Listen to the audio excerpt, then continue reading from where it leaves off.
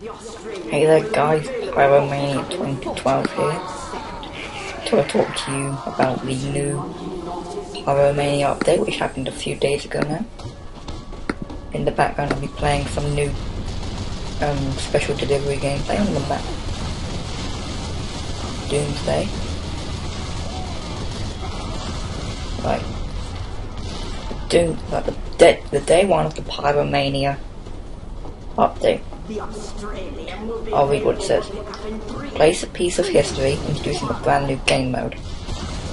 This game mode would be special delivery, I believe, and there's one map for it, which is Doomsday. Here's what it says about it. Doomsday pits blue against red, with only one team getting the honour of transporting a suitcase nuke full of the cooled Manco Australium to American Monkey Nort Poopy Joe's rocket, so he can blast off and hunt down Soviet space chimp Vladimir Bananas. It's the same spirit of competitive enterprise that stored the moon landing by 3 years when Buzz Aldrin suplexed Neil Armstrong into a pile of folding chairs at Astromania 69. Both teams will attempt to get the necessary fuel up to a supposedly slow-moving elevator and into Poopy Joe's Australian-powered rocket to the stars. So that's the story behind the new game mode. The link to this article will be in the description. There's a picture of Poopy Joe and the Monkey Nort. And there's 11 new Astro achievements for Team Fortress 2.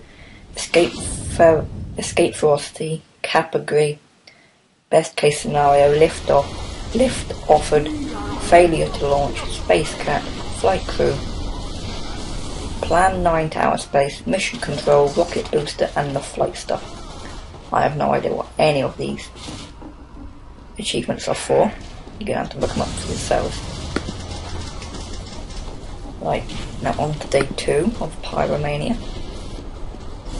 This, I believe, introduces new weapons into the game for Pyro, Soldier, Scout, and Sniper. Again, the link to this article will be in the description. There's the weapons for the Scout are Pretty Boy's pocket pistol. It's a pistol, obviously, so it's the secondary. There's 15% max health on Wearer. Wearer never takes falling damage. Those are the advantages, which I think are pretty cool for a Scout. But then again, the disadvantages are 25% slower firing speed and 50% fire damage vulnerability on Wearer. Considering this is a Pyromania update, the new weapons for the Pyro could take advantage of the 50% fire damage vulnerability, which wouldn't offer you, which wouldn't do you too well if you're a Scout. But the next weapon is the Babyface's Blaster, which is a scattergun. This is the primary weapon, obviously, and it has 40% more accuracy. On hit, it builds your boost, and you can run at double the speed and maximum boost, which sounds good, but the disadvantages weigh it out heavily, which are with 30% damage penalty, 35% slower movement speed on Wearer, which will make you just a little bit faster than the regular soldier, and when you jump, your boost resets, which doesn't really do you good if you're playing a Scout, considering one of your advantages is double jumping. So those are the weapons for the Scout. Now onto the weapons for the Sniper. There's a new SMG, it's called the Cleanest Carbine. On kill it gives you 3 seconds of 100% critical chance, which is good. The disadvantages are there's 20% clip size reduction, 35% slower firing speed, and no random critical hits, which still makes it better than the stock SMG. Now onto the Sniper. The Hitman's Heatmaker is the new Sniper. Gain focus on skills and assists. So if you assist somebody, you gain, it focuses on your enemies. The focus activates on fire when focus meter is full. In focus, you get 25% faster charge and you can't unscope while in focus. Headshot kills cause decapitation. There's a 20% damage penalty on body shot, so there's no real the disadvantage to you, except you can't unscope. So if you get like flanked or rushed by a scout or a spy, you can't de-scope if you're in focus. Those are the weapons for the sniper. There's the weapons for the soldier now. There's the beggar's bazooka, which is a rocket launcher. You hold the fire, which is left click, to load up to 3 rockets. Release fire to unleash the barrel, so it fires all 3 rockets at the same time. There's plus 3 degrees random projectile devastation, which is a disadvantage. Overloading the chamber will cause a misfire, which will hurt you, obviously. And cannot collect ammo from dispensers, which will only affect you if you've got engineers on your team. So those are the items so that is the only item for the soldier. There's a new toy for the pyro, which I use, which is called the Scorch Shot. It's a flare gun. The flare knocks back the target on hit and ignites the enemies within a small radius, which I find helpful for maps like for game modes like obviously Special Delivery, where there's people trying to rush, trying to get the suitcase of Australian. Checking how long it's been going for. 6 minutes. Good. There's a minus 50% damage penalty, but if you move out of the way and fire quick enough, it really shouldn't make much of a difference. Now on to day 3 and the final day of. Oh, my internet's gone down. It's not good.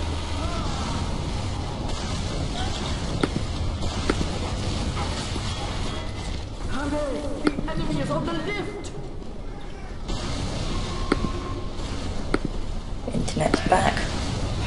Sorry about that, guys. Now, the 3rd day into Pyromania is Pyroland.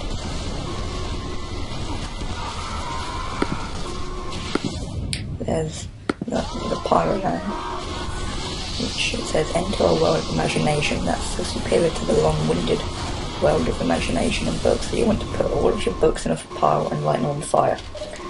When equipped, any of the items below you will let you see through the wonder-scarred, burn-filled eyes of Team Fortress's favourite arsonists. All the items except the goggles can be seen by other people in pyrovision. So, the Pyrovision goggles, which you get by default, from the release of this update through next Thursday, July 5th, everybody who logs in gets a free vintage set of Pyrovision goggles. And if you miss out on that window, don't worry. Now, and if you dominate someone who's wearing goggles, you also get a not vintage pair, and it's also not theirs, so you get a normal pair of Pyrovision goggles. There's 3 new weapons for the pyro. There's the rain blower, which is a flamethrower. Your friends, enemies will squeal with delight, be consumed with fire when you cover them in a sparkly rainbow or consuming fire. So they're trying to make these weapons seem friendly, but really they're just what the pyro believes is doing good, but is burning people. There's the next weapon, which is the lollychop, which is a melee weapon. Fill / split your buddies' tummies / skulls with delicious candy / cold steel. With this oversized sugary treat, comes with a custom taunt. Good. Burning bongos. When you were a kid, all you wanted to do was play the bongos, but when you grew up, like all of us, realised they're not as good as bongos. You're not as good as bongos as Matthew McConaughey. Well, guess what, pal? Nobody is or ever be. What are you going to do? Give up? Just because he's the best? That doesn't sound like the you we know. I'm not really sure what this does then. I think it's just a miscellaneous item. The next one is the Infernal Orchestrina. Your enemies will turn their frowns upside down, confront their own mortality, as they dance a merry jig to run in terror. These cheery tunes, soldiers dying. Infernal degrees, but I believe that's another flamethrower.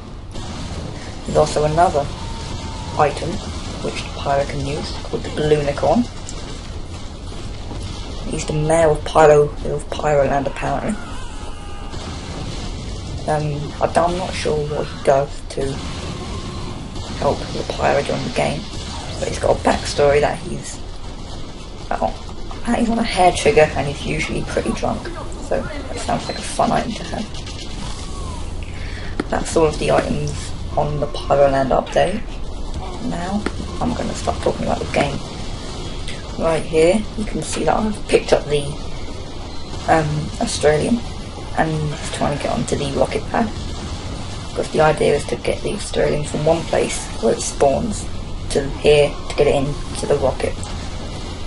Like, when it is dropped, your teammates can either pick it up again, or the enemy can wait 5 seconds before it goes to its respawn spot and they can go pick it up again.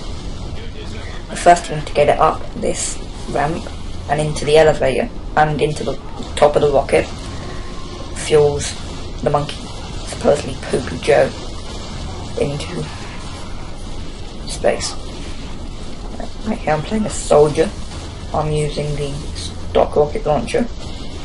I actually can't remember the name of the pickaxe I'm using, but it's a pickaxe. And my secondary is the Righteous Bison, which I use because it requires no ammo and is usually always full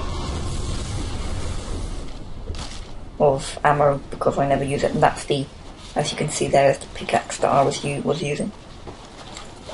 I know I forget it, so in the gameplay I was trying to show it off. And in a minute you'll see that I have the world's worst medic, because when we're going up the ramp he starts overcharging me, and then I think I'm safe, and so I start standing on the edge, and then he stops overcharging me and I get killed, which could have cost us the match, but luckily it didn't.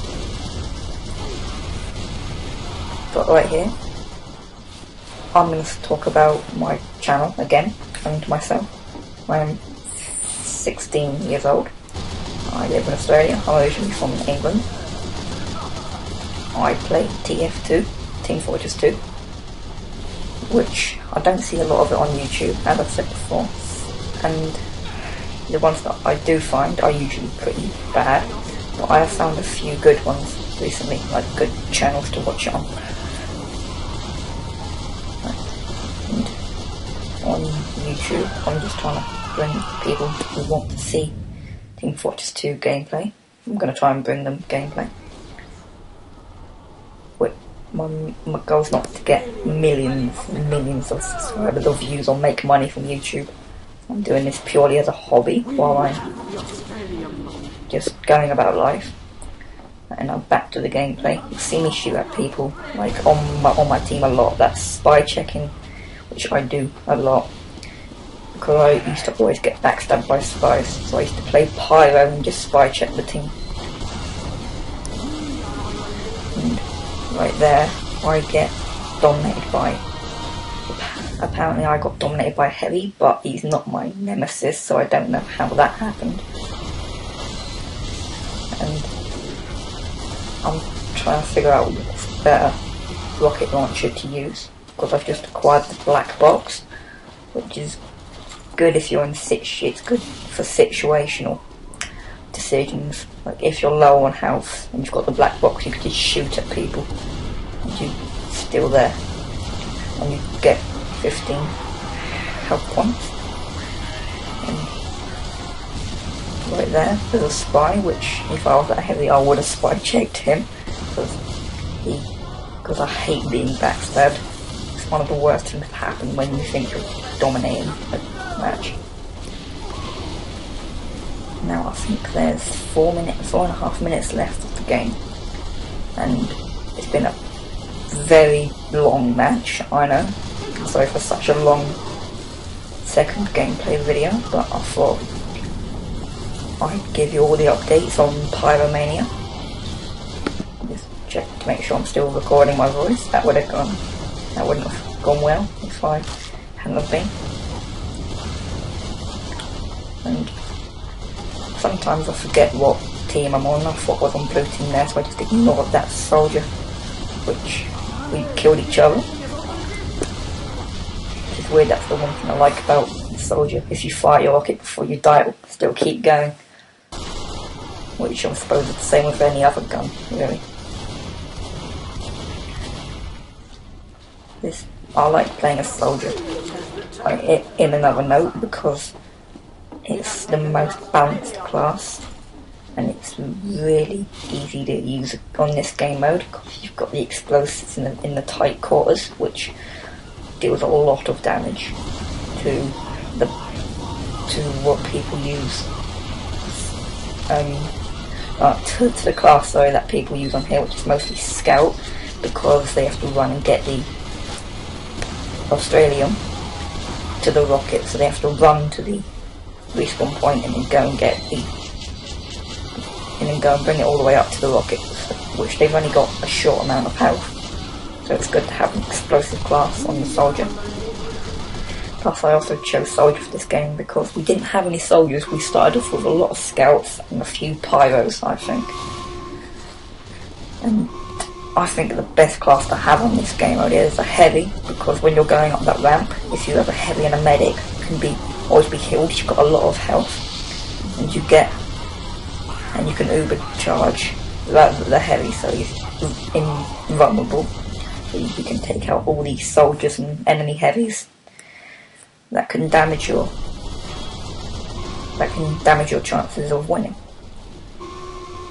Right here, this guy who used to be a soldier turned into a spy, and right there he looked like he was a really bad spy. And I don't like how we didn't have an engineer on this team, because if we had an engineer set up, then all of this would have been like a much shorter gameplay. And right there, I got snuck up on play heavy, which I didn't believe was possible. Now this gameplay is drawing to a close. I think we're going to win this game. I'm not sure. And the next game I played as Demo Man. I cannot stand Demo Man. I suck at using Demo Man. It's like the hardest class to master.